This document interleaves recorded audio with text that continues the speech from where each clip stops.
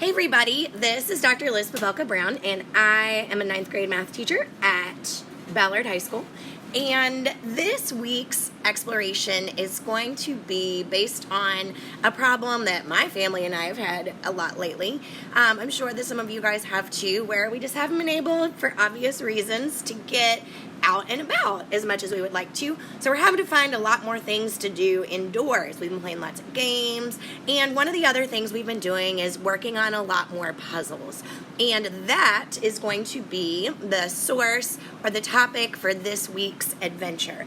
And I'm just going to give you a very basic introduction to the types of puzzles that we're going to be working with this week, just so that you can see what you have in store. And don't worry, I'm going to show you how to do all of it.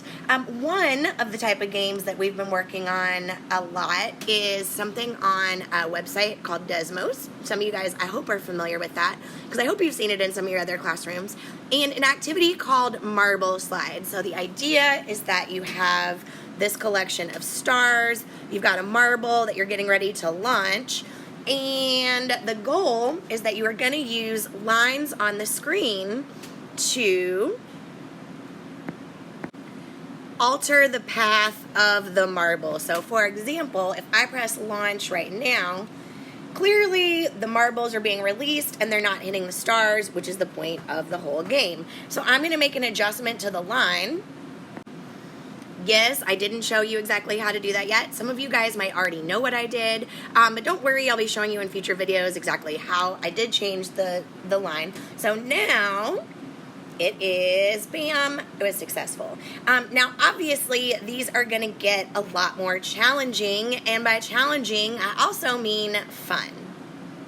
So, for example, in this particular marble slide, I have constructed a couple of different lines that are going to help me to collect the stars, because they're not nice and lined up exactly like they were before. And the way that I am going about collecting these stars and adding these lines has a little something to do with using the graphing function on this particular website. So these puzzles and games are great for a couple of reasons. First of all, they are fun and very engaging, but then also they're going to give us an opportunity to practice some really important algebra concepts at exactly the same time.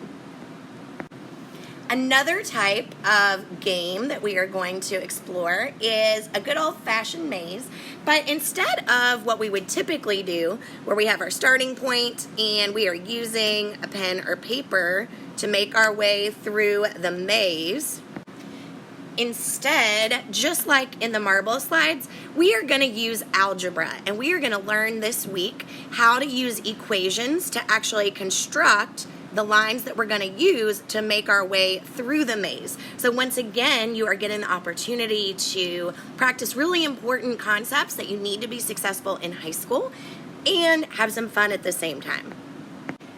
And finally, our third type of Desmos puzzle is going to involve using transformations. For those of you that have just gotten out of 8th grade, you might remember that those are the big name for translations, reflections, and rotations.